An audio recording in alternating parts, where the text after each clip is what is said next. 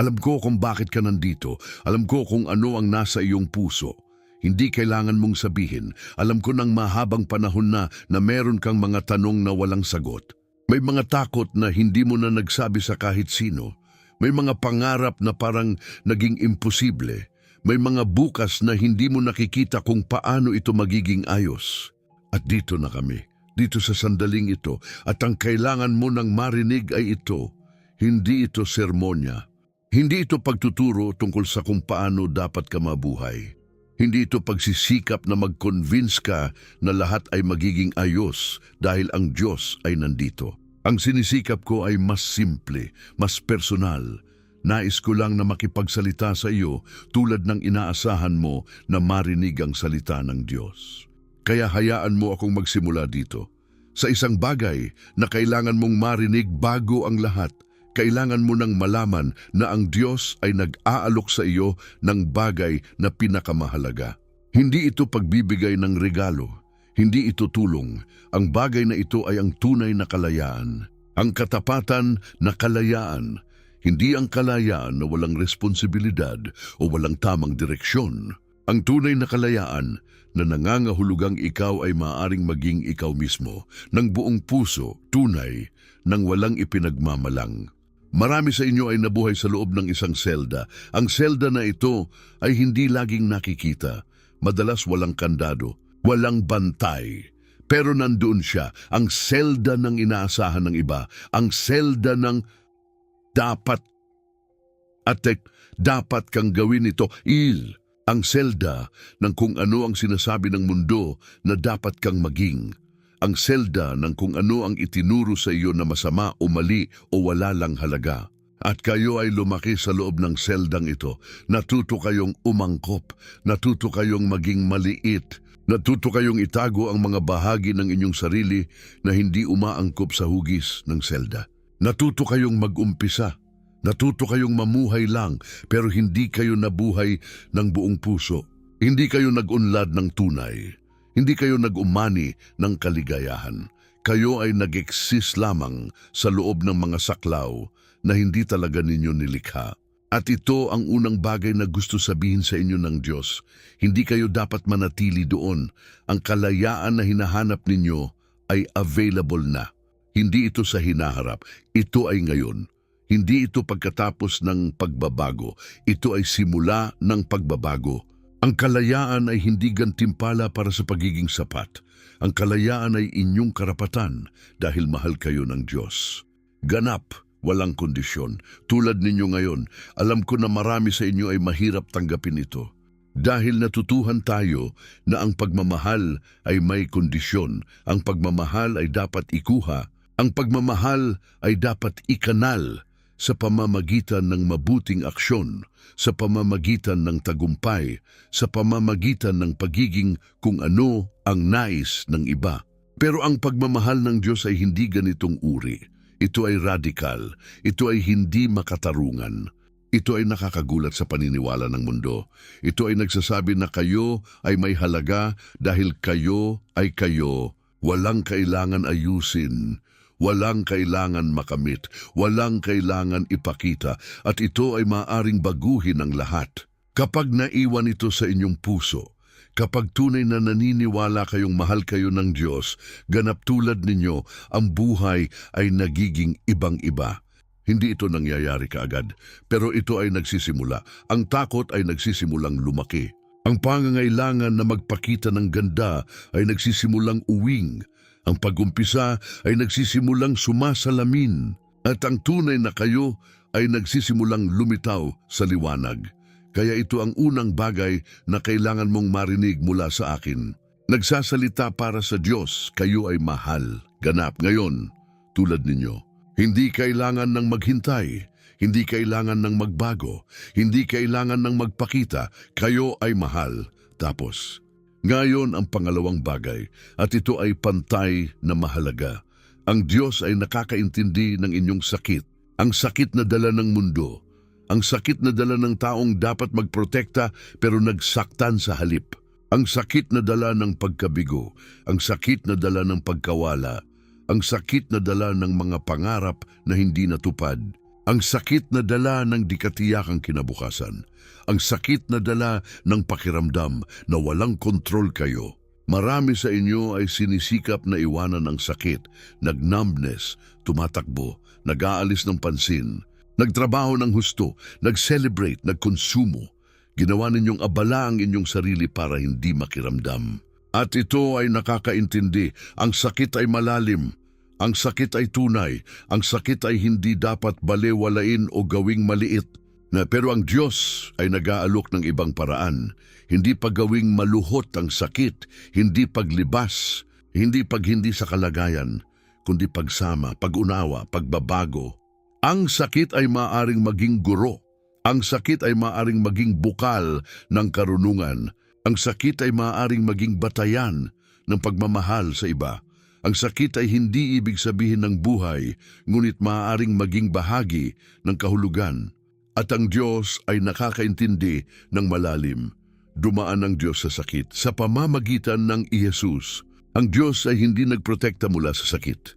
Ang Diyos ay pumasok sa sakit. Nagramdam ng sakit, nag-alam ng tunay na essence ng pagsusuffer.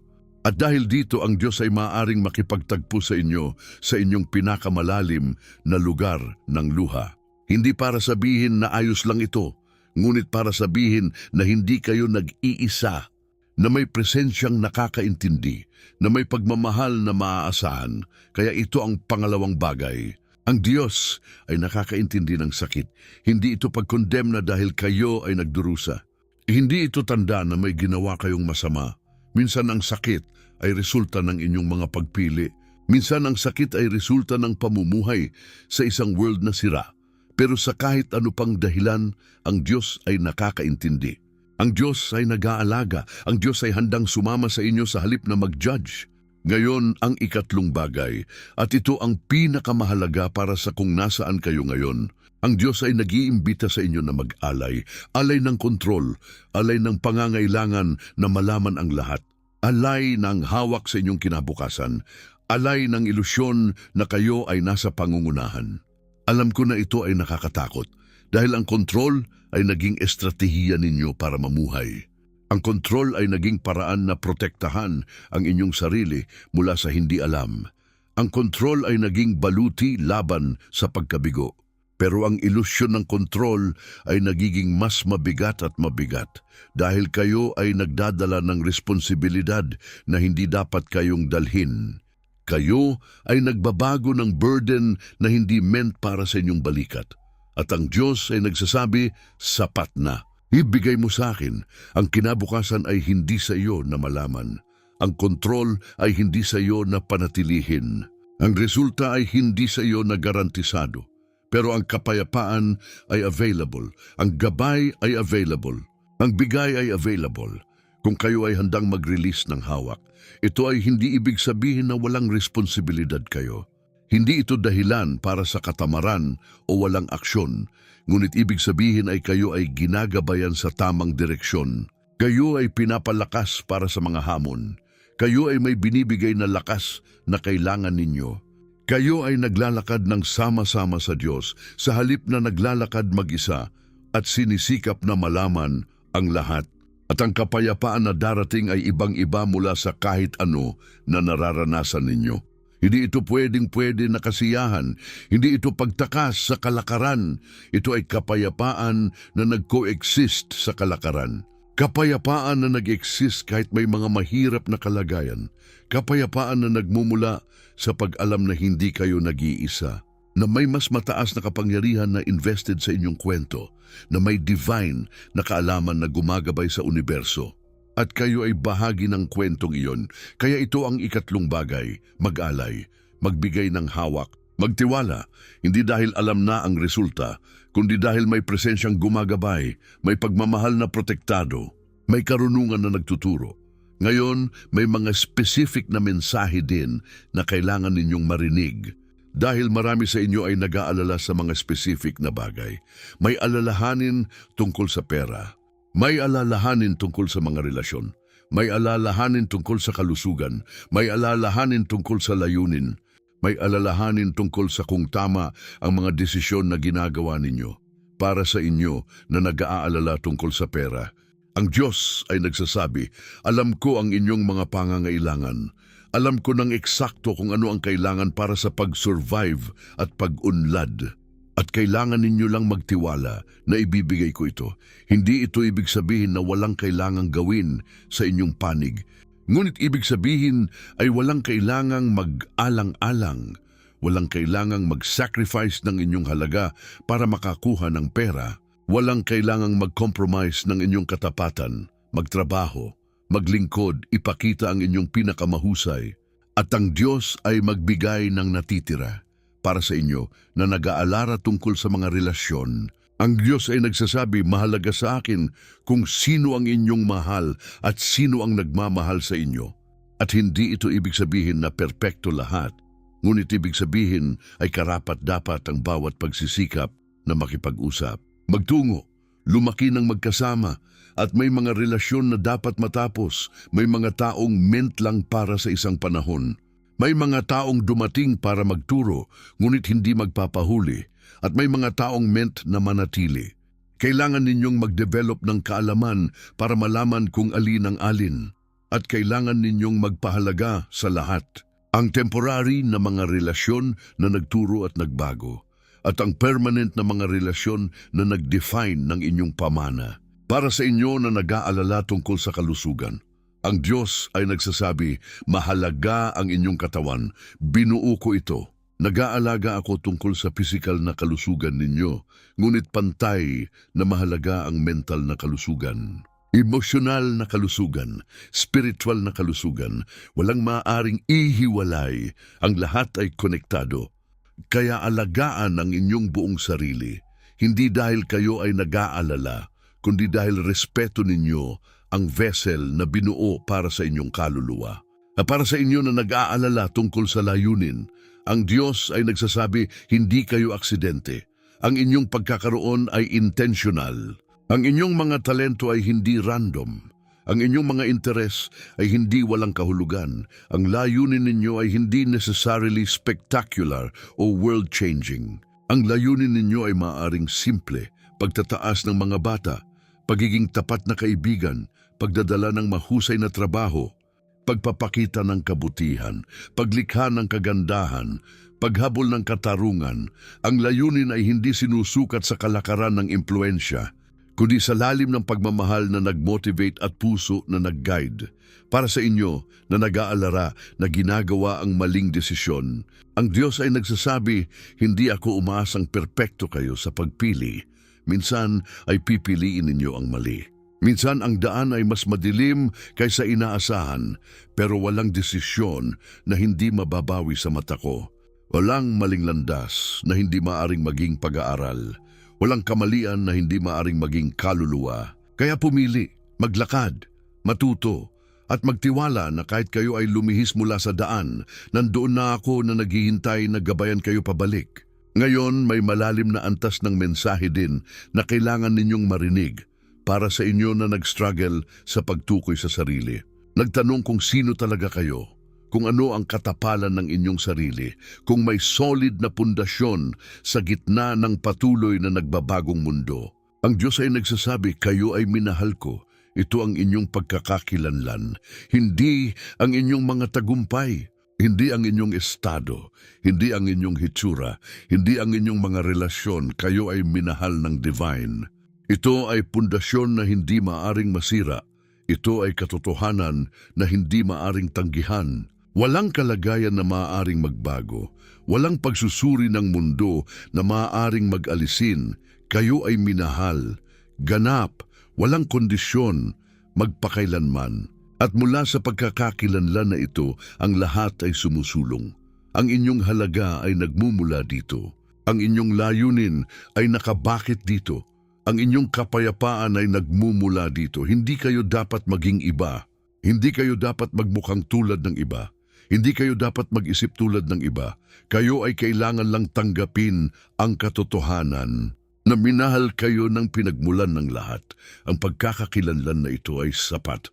Ngayon, may mensahe din para sa inyo na nagdadala ng kapintasan. Ang kapintasan tungkol sa mga kamalian na ginawa ninyo, Ang kapintasan tungkol sa mga taong nasaktan ninyo. Ang kapintasan tungkol sa mga inaasahan na hindi ninyo natupad. Ang kapintasan tungkol sa potensyal na hindi ninyo na-maximize. Ang Diyos ay nagsasabi, alam ko kung ano ang ginawa ninyo. Alam ko ang kabuuang sukat ng inyong mga kamalian. At hindi ako sorpresado. Hindi ako disappointed sa paraan na inimagine ninyo. Dahil ang Diyos ay hindi invested sa pagiging perpekto. Ang Diyos ay invested sa pagbabago, sa transformation, sa ikalawang pagkakataon, sa posibilidad na kayo ay maaaring magbago at maging mas magandang bersyon ng inyong sarili. At ito ay nangangailangan ng tapang. Tapang na harapin ang mga kahihinatnan. Tapang na umapela sa mga nasaktan ninyo. Tapang na baguhin ang pag-uugali na nagsanhi ng pinsala. Tapang na magpatay ng inyong sarili. Tapang na umusad sa halip na manatili sa kapintasan. Pero ang tapang na ito ay available. Ang biyaya na ito ay inaalok. Walang kapintasan na masyadong malaki para sa kaluluwa. Walang kamalian na masyadong makabuluhan para lumampas. Walang pagkabigo na nag-define ng inyong kinabukasan kung kayo ay handang matuto at lumaki. Ito ay hindi ibig sabihin na walang kahihinatnan. Ang kahihinatnan ay bahagi ng pag-aaral. Ang kahihinatnan ay bahagi ng healing. Ngunit ang kahihinatnan ay hindi pang matagalan. Ang pagkabigo ay hindi final. Ang kamalian ay hindi nag-describe sa inyo. Kayo sa relasyon sa Diyos. Kayo sa kakayahang pumili ng iba sa susunod na pagkakataon. Kayo sa kapasidad na maging mas mahusay. Ngayon, may mensahe din para sa inyo na nag-struggle sa galit. Ang galit sa Diyos, ang galit sa mga tao, ang galit sa kalagayan, ang galit sa buhay na hindi nangyari sa paraan na inaasahan ninyo. Ang Diyos ay nagsasabi, ang inyong galit ay may halaga. Hindi ito kasalanan. Hindi ito marka ng mahinang pananampalataya. Ito ay human na reaksyon sa injustisya, sa pagkabigo. Sa hindi pagiging makatarungan, ang Diyos ay hindi takot sa inyong galit. Ang Diyos ay nag-iimbita sa inyo na ipahayag ito, maramdaman ito, ipakita ito. Dahil lang sa pamamagitan ng pagkilala sa galit, maaari kayong lumampas dito.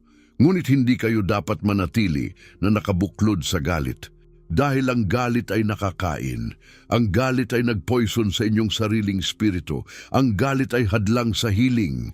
Kaya pagkatapos ng pagkilala, pagkatapos ng pagpapakita, kailangan ninyong iproseso, maintindihan kung saan ito nagmumula, magtrabaho kasama nito sa halip na hayaan itong magtrabaho laban sa inyo. At may mga bagay na hindi ninyo maaaring kontrolin. May injustisya na hindi ninyo mag-isa na mababago. May sitwasyon na hindi ninyo sosolusyunan mag-isa. At ang Diyos ay nagtanong sa inyo na mag-release ng ilusyon na dapat kayong kontrolin ang lahat. Ang Diyos ay nagtanong sa inyo na mag-focus sa kung ano ang maaari ninyong kontrolin, ang inyong reaksyon, ang inyong pagsisikap, ang inyong intention, ang inyong puso. At ang kapayapaan ay makakamit sa pamamagitan ng release na ito, hindi dahil kayo ay sumusuko, ngunit dahil kayo ay nagbibigay ng imposibleng bigat. Ngayon, may mensahe din para sa inyo na nagdadala ng kalayamanan. Ang pakiramdam na nag-iisa, na walang taong tunay na nakakaintindi, na walang lugar na tunay na puno ng pagsasama. Ang Diyos ay nagsasabi, hindi kayo mag-iisa. Ito ay hindi lamang salita, ito ay realidad. May presensyang patuloy na nasa loob ninyo. May pagmamahal na patuloy na nakapaligid sa inyo. May kaalaman na patuloy na nakakaalam ng inyong kalagayan. At ito ay hindi teorya. Ito ay available na maranasan. Ngunit ang kalayamanan na nararamdaman ninyo ay tunay din. At ito ay nagtuturo sa isang bagay. Nagtuturo sa gutom para sa tunay na koneksyon. Nagtuturo sa kagustuhan para sa pagiging tunay na kilala. Nagtuturo sa pangangailangan para sa damdamang tahanan. At ang Diyos ay nakakaintindi ng gutom na ito. Ang Diyos ay gusto na punan ang gutom na ito. Hindi lang sa pamamagitan ng divine connection, kundi sa pamamagitan ng human connection din. Kayo ay nangangailangan ng paghahanap ng mga tao para bumuo ng komunidad, para lumikha ng mga espasyo kung saan kayo ay ganap na tinatanggap. Ang Diyos ay lumilikha sa atin ng mga taong nangangailangan ng relasyon, nangangailangan ng koneksyon. Kaya mag-abot, mag-risk, hayaan ang iba na kilala kayo at magtiwala na may mga taong naghihintay na tanggapin kayo ng bukas ang puso. Ngayon, may mensahe din para sa inyo na nag-struggle sa pananampalataya mismo. Nagtanong kung tunay ang Diyos. Nag-aalinlangan kung involve ang Diyos sa mundo. Nag-wonder kung may punto sa pag-prayer at paniniwala. Ang Diyos ay nagsasabi, ang inyong pag-aalinlangan ay welcome dito. Hindi ito trapdoor, hindi ito pagkawala ng pananampalataya. Ito ay actually pagpapakita ng pananampalataya. Dahil kayo ay nakikipag-ugnayan, kayo ay nag-struggle, kayo ay tumanggi sa madaling mga sagot, kayo ay naghahanap ng tunay na pagkakataon, at ito ay exactly kung paano nag-deepen ang relasyon.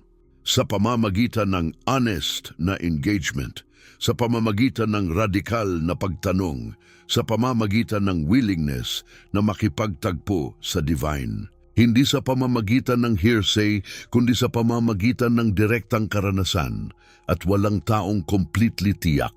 May pag-aalinlangan ng lahat, kahit ang mga pinakamahusay na santo ay may pag-aalinlangan. Ang pagkakaiba ay hindi absence ng pag-aalinlangan. Ang pagkakaiba ay patuloy na paghahanap kahit ang pag-aalinlangan. Patuloy na pagprayor kahit walang katiyakan. Patuloy na pagtitiwala kahit hindi ganap na nauunawaan. Ang pananampalataya ay hindi tungkol sa katiyakan. Ang pananampalataya ay tungkol sa willingness kahit walang katiyakan.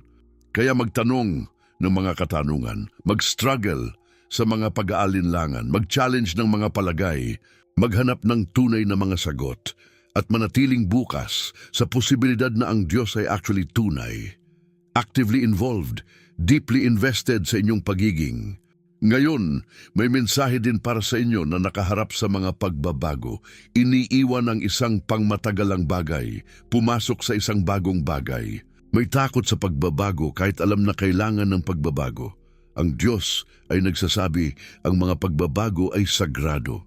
Ang mga pagbabago ay kapag kayo ay most open sa akin. Ang mga pagbabago ay kapag kayo ay nagbibigay ng inyong hawak sa lumang at vulnerable sa bagong. Ang Diyos ay present sa mga pagbabago. Hindi ginagawang madali pero ginagawang may layunin. Bawat pagtatapos ay simula ng isang bagay. Bawat pagkawala ay lumilikha ng espasyo para sa bagong. Bawat pagbabago ay dinisenyo para mas malalim kung sino kayo. Para tanggalin kung ano ang hindi essential. Para reveal kung ano ang core. Kaya huwag takutan ng pagbabago, tanggapin ito. Asahan ng Diyos na gumabay sa inyo dito. Asahan ng malalim na pag-aaral. Asahan ng kinakailangang paglaki. Asahan na ang inyong sarili ay lumitaw sa kabilang panig bilang mas aligned sa inyong tunay na sarili. Ngayon, may final na mensahe na kailangan ninyong marinig at ito ay marahil ang most powerful. Ang Diyos ay nagsasabi kailangan kayo. Ang inyong kalagayan ay hindi nonsense. Ang inyong presensya ay hindi bahaghari. Kayo ay kailangan sa mundo ng exactly tulad ng kayo, sa inyong sensitivity, sa inyong creativity, sa inyong mga kakaibang katangian, sa inyong mga interes, sa inyong unique na paraan ng paggawa at pagiging. Marami sa inyo ay nag-shrink dahil nag-feel na masyadong iba, masyadong kakaiba, masyadong sensitibo, masyadong ambitious, masyadong tahimik, masyadong malakas ang ingay. Masyadong kahit ano ay hindi fit sa mga narrow na kahon na itinayo ng lipunan. At tinanggap ninyo ang inyong pagkakaiba bilang deficit, bilang isang bagay na dapat itago o ayusin o gawing maliit. Pero ang Diyos ay nagsasabi, ang inyong pagkakaiba ay inyong regalo. Ang inyong uniqueness ay inyong kontribusyon. Ang mundo ay hindi kailangan ng higit pa ng pareho. Ang mundo ay kailangan ng exactly kung sino kayo. Ang inyong particular na paraan ng pagmamahal, ang inyong specific na paraan ng paglikha, ang inyong unique na paraan ng paglilingkod. Kaya mag-stop na mag-apologies para sa pagiging kayo. Mag-stop na itago ang mga bahagi na authentic. Mag-embrace ng inyong buong sarili. Mag-express ng inyong full na sarili. Mag-live sa alignment sa inyong tunay na sarili. Dahil ang mundo ay naghihintay para sa kung ano lang kayo ang maibibigay. Ang mga tao ay nangangailangan ng exactly kung ano ang mayroon kayo na ibigay. Ang Diyos ay umaasang kayo ay haharap ng buo. Ngayon alam ko na maraming sa mga mensaheng ito ay challenging. Maraming ay magkakailangan ng tapang na i-integrate. Maraming ay magkakailangan ng willingness na baguhin. Kung paano ninyo nakikita ang inyong sarili at inyong buhay. Pero ang Diyos ay hindi nagtanong ng gawain ninyo mag-isa. Ang Diyos ay nag-aalok ng constant support, constant guidance, constant presensya. Ang paraan para maranasan ang presensyang ito ay sa pamamagitan ng pagprayur. Simple na pagprayur, honest na pagprayur. Pagprayur na hindi kailangan ng perpektong mga salita, kundi kailangan lang ng authentic na puso. Pagprayur na maaari naming sabihin ang aming mga pag-asa at takot at pag-aalinlangan at mga pangarap. Pagprayur na maaari naming marinig ang reaksyon na dumadating sa pamamagitan ng tahimik na sandali. Sa pamamagitan ng unexpected na mga katagpo. Sa pamamagitan ng biglang kalinisan. Ang paraan para maranasan ang presensyang ito ay sa pamamagitan ng komunidad. Paghahanap ng mga taong nagbabahagi ng inyong mga halaga, mga taong nag-encourage ng inyong paglaki, mga taong tumatanggap ng buong kayo, komunidad na safe, komunidad na authentic, komunidad na challenging pero supportive. Ang paraan para maranasan ang presensyang ito ay sa pamamagitan ng paglilingkod, paghahanap ng mga paraan na mag-ambag, mga paraan na magmahal, mga paraan na mag-alok ng mga regalo sa mundo. Paglilingkod na hindi mula sa obligasyon, kundi mula sa overflow ng puso na nagrandam ng divine na pagmamahal. Ang paraan para maranasan ang presensyang ito ay sa pamamagitan ng contemplation. Lumilikha ng espasyo para mag-reflect, lumilikha ng espasyo para makikinig, lumilikha ng espasyo para sa tahimik.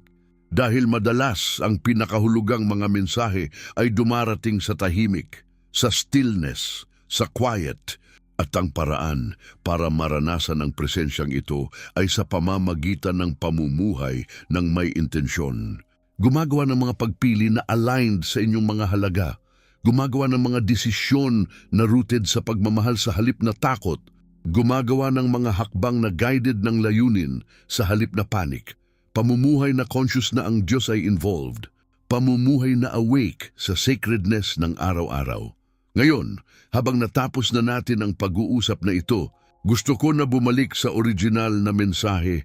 Ang Diyos ay nag-aalok ng kalayaan, tunay na kalayaan. Kalayaan na maging kayo, kalayaan na magkamali, kalayaan na matuto, kalayaan na lumaki, kalayaan na maging, kalayaan na magmahal, kalayaan na mabuhay ng buo. Ang kalayaang ito ay available ngayon. Hindi bukas, hindi pagkatapos na ayusin ang inyong sarili, hindi pagkatapos na deserve ito ngayon. Sa sandaling ito, exactly tulad ng kayo, kayo ay invited sa kalayaan, kayo ay welcome sa liberation, kayo ay accepted sa kapayapaan, at ang lahat ng kailangan ninyo ay pagsasabi ng yes. Pagsasabi ng yes sa imbitasyon, pagsasabi ng yes sa posibilidad, pagsasabi ng yes sa inyong sarili, pagsasabi ng yes sa Diyos, pagsasabi ng yes na handang kayo na magbago, pagsasabi ng yes na magtiwala, pagsasabi ng yes na bukas sa kung ano ang posible kapag tumigil na kayong sinisikap na kontrolin ang lahat. At hayaan ang mas mataas na kapangyarihan na gumabay. Ito ay hindi na hanggan ng pag-uusap. Ito ay actually simula. Ito ay simula ng bagong kabanata. Ito ay imbitasyon na maglakad tungo sa inyong most buong sarili. Tungo sa inyong most tunay na buhay. Tungo sa inyong most malalim na tawag. Tungo sa kalayaan. Maraming salamat na nakinig. Maraming salamat na nagbukas ng inyong puso. Maraming salamat na handang mag-isip ng posibilidad na ang Diyos ay actually nagsasalita sa inyo. Actually nagmamahal sa inyo, actually nag-invite sa inyo sa isang bagay na maganda. Ang paglalakbay ay nagsisimula ngayon at ang Diyos ay nandito bawat hakbang, bawat hininga, bawat sandali.